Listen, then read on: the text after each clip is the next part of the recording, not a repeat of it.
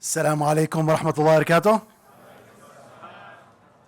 New York, how are you guys doing today? All right, so before I came on, Brother Abdullah, may Allah bless him. Can we give him a round of applause? Abdullah, you got a 5, buddy? MashaAllah. May Allah bless him, MashaAllah. I want to thank the organizers, Sister Shireen, Imam Khalid, and the hardworking youth that have done so many hours to bring this together. Can we give them a round of applause as well? May Allah subhanahu wa ta'ala bless and protect you guys all, inshallah ta'ala. So I'm still learning about New York. I come from a humble city in Ohio, Columbus, Ohio. Anyone heard of it? Yeah? All right. We just have cornfields and a zoo. That's about it. Yeah, alhamdulillah. But here in New York, mashallah, there's a lot of things going on. And I'm just curious to just give a shout out to my boroughs. Where's Bronx at? Okay. What about Brooklyn? All right. Manhattan? All right, one person. It's okay. Queens? Okay. Staten Island? All right, Staten Island, mashallah. All right. I'm loving the energy. I'm loving the enthusiasm. MashaAllah. May Allah bless all of you guys. Thank you so much for coming out tonight.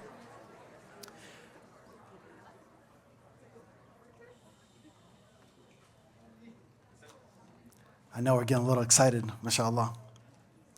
I'm really curious here, though. When someone comes to New York, MashaAllah, there's always something to do here. When people say the phrase, go check out the zoo in New York, which is the first zoo that comes to mind? Bronx. So if you do your research about the Bronx, it's very interesting. They're one of the first zoos in the country to adopt cageless, free terrain for animals.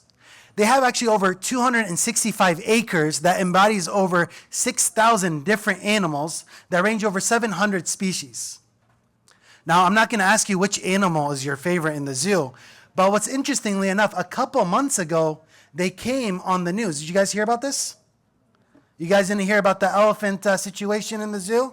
Yeah? Who said yes? So what's interesting is that the human rights activists are saying you shouldn't keep elephants in the zoo because they're so intellectually complex that it would be damaging for them.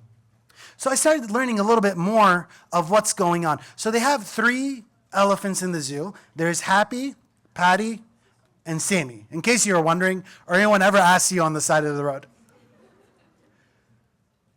But to condition elephants at a young age, they go through a process. A baby elephant, when it's born, it's about 3 feet tall, 265 pounds. But when it becomes an adult, it's 13 feet tall and can reach up to 14,000 pounds. Yeah, I know. But how do they train these elephants? What they used to do is when the baby elephant's born, as it gets a little bit older and starts to walk, they would do these massive chain on its leg. And as hard as it would pull the chain, day or night, it was impossible for that baby to escape. Now, when the elephant gets older, what happens? Do they put heavier chains? No. They put lighter chains. Because in the mind of the elephant, even though it's 13 feet tall, weighs close to 14,000 pounds, it tried before, and it was impossible for it to break these chains. This is a psychological phenomenon known as what? Learned helplessness. Now, why am I sharing this story with you today? If you look at the state of the ummah today, we're believed to be weak. We're believed that, yes, we're so much in numbers, but we can accomplish so little.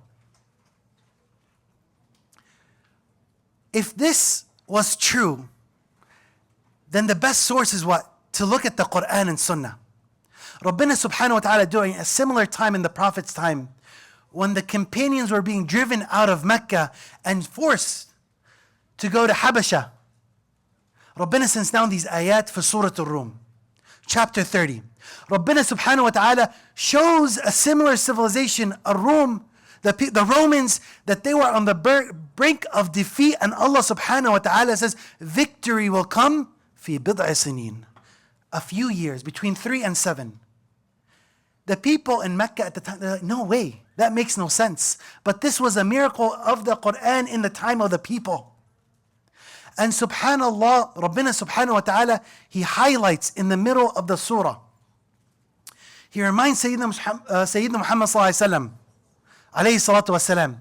He says that there has been prophets that come before you and they have shown their signs. But Rabbina says something very beautiful. In verse 47, وَكَانَ حَقًّا عَلَيْنَا نَصْرُ الْمُؤْمِنِينَ. And it's a right upon Allah, the victory of the believers. If we look at what's going on in the world today, if you look at what's going on in Gaza and every single Muslim country all over the world, what's happening?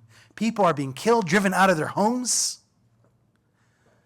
But Rabbina subhanahu wa ta'ala says He will be victorious. He will make us victorious if we stick to this path.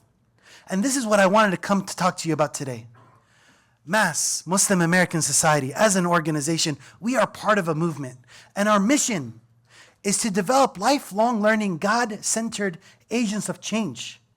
And we hope that our vision is that we develop a just and virtuous American Muslim society.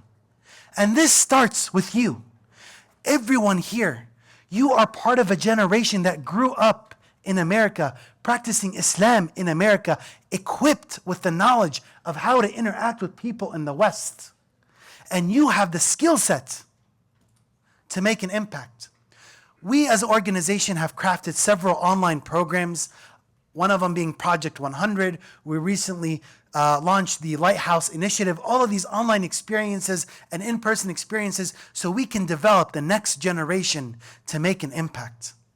I just wanted to come here today to remind everyone, together we can break those chains. Together we can be strong. Together the impossible will be possible. Don't leave here today without making that intention that you are going to be part of the change. Jazakumullah khairan. Assalamu alaikum wa rahmatullahi wa barakatuh.